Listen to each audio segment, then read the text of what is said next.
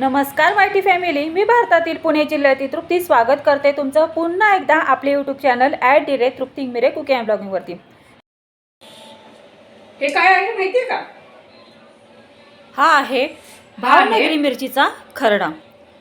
हा भावनगरी मिरचीचा खरडा आपल्या नेहमीच्या मिरच्यांपेक्षा थोडासा चवीला वेगळा आणि डिफरंट लागतो। पहा, हा भावनगरी मिरचीचा खरडा पाहून तुमच्या पण तोंडाला तर पाणी सुटले असेल, हो की नाही? खरडा तुमच्या पण तोंडाला चव आला असेल ना, हो की नाही? पण हा बनवला कसा हे जर तुम्हाला शिकायचं असेल तर हा व्हिडिओ तुम्ही कंटिन्यूअस पहा। व्हिडिओ आवडला तर व्हिडिओला नक्की लाईक करा। म्हणजे भाकरी सुद्धा झालेली आहे। तर आता ही भाकरी झाली की आज आहे ना हे भावनगरी मिरचींचा ठेचा करणार आहे। आता ह्या भावनगरी मिरचींचा ठेचा कसा करणार आहे ते मी तुम्हाला सांगते। ठेचा नाही, सॉरी, खरडा। कारण ठेचा आणि खरडा हे दोन्ही वेगवेगळे आहेत। ठेचा हा खलबत्त्यात कुटून केला जातो, ठेचून केला जातो, त्याला म्हणतात ठेचा। आणि तव्यावरती जो तांब्याने खरडून केला जातो तो असतो खरडा। हे मी ह्याच्याही आधी 2-3 वेळा सांगितलेलं आहे, तरी पण आता पुन्हा एकदा सांगते, कारण तरी पण काही लोक गल्लत करतात ठेचा आणि खरडा याच्यामध्ये। पहा, तर ठेचा नेहमी हा ठेचून केला जातो आणि खरडा हा नेहमी तव्यावरती खरडून केला जातो। तर मी आता आहे ना खरडा करणार आहे आणि अगदी पारंपरिक पद्धतीने करणार आहे।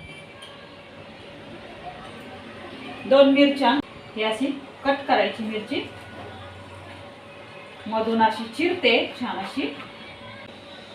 भावनगरी मिरची ना थोडीशी अशी जाड सालीची असते। पहा, त्याच्यामुळे थोडंसं असं कसं म्हणजे आपल्या नेहमीच्या मिरचीपेक्षा थोडी ही जाड सालीची असते, त्याच्यामुळे असं मधून कट मारलेला आहे। पहा, अशा पद्धतीने मधून कट मारला आहे ना, अशा पद्धतीने।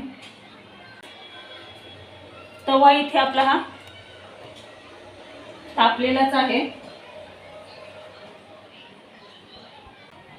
तव्यावरती छान असं तेल घातलं आहे।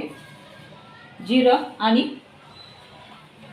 लसूण आणि जिरं छान असं तडतडले की त्याच्यामध्ये ही आपली भावनगरी जी मिरची आहे ती ॲड करायची आहे अशा पद्धतीने।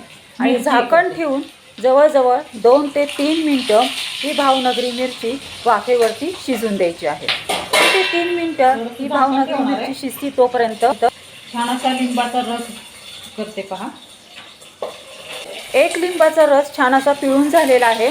आता तव्यावरचं झाकण बाजूला काढून ही मिरची छान अशी उलटण्याने उलटून घ्यायची आहे।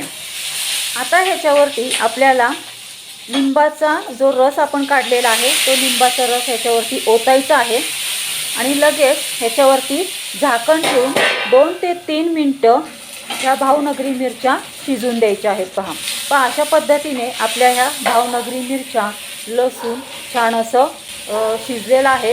आता काय करायचं आहे, तांब्यानी एकदम गॅस मंद करून तांब्यानी ह्या मिरच्या छान अशा खरडून घ्यायच्या आहेत।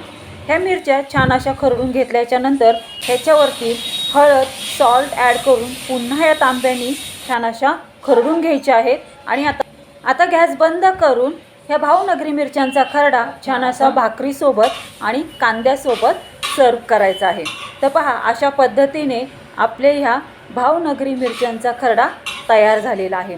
नेहमीच्या मिरच्यांच्या खरड्यापेक्षा या भावनगरी मिरच्यांचे खरड्याची चव डिफरंट लागते, अगदी स्वादिष्ट, अप्रतिम लागते। पहा, ह्या भावनगरी मिरच्यांच्या खरड्याची चव आहे ना नेहमीच्या मिरच्यांच्या खरड्यापेक्षा थोडीशी डिफरंट लागते, पण बनवायला सेमच आहे। पहा,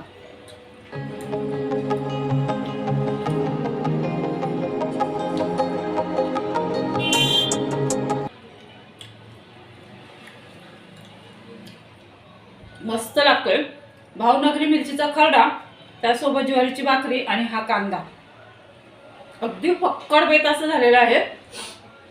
आणि तसंच तोंडाला चव सुद्धा आलेली आहे। पहा माझ्या, तर आवडला का तुम्हाला आजचा हा भावनगरी मिरचीचा खरडा? मला कमेंटमध्ये नक्कीच कळवा। आलं ना तुमच्या पण तोंडाला पाणी? हो, चला वाट कसली बघताय तुम्ही पण पटकन घरी हा भावनगरी मिरचीचा खरडा, ज्वारीची भाकरी आणि त्याच्यासोबत हा कांदा करून पहा, खाऊन पहा.